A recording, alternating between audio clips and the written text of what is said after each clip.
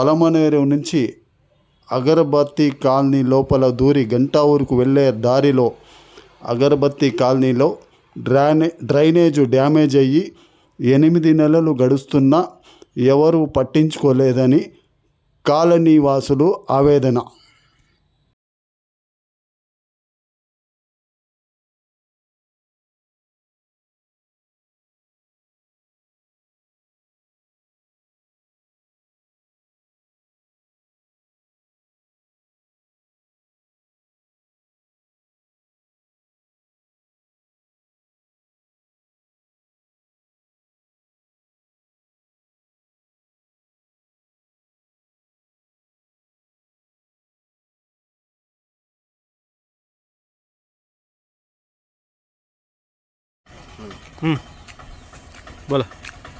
అందరికీ నమస్కారం.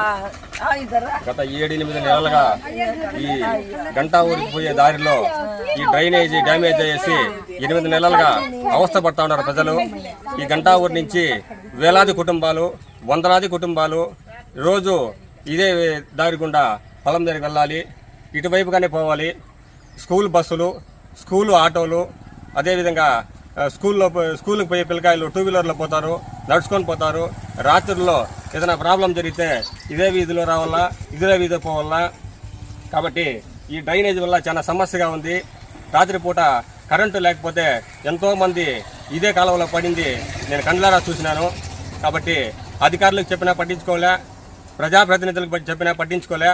కాబట్టి దయ ఉంచి ఈ యొక్క సమస్యని తొందరగా తీరుస్తారని విన్నవించుకుంటా ఉన్నాను.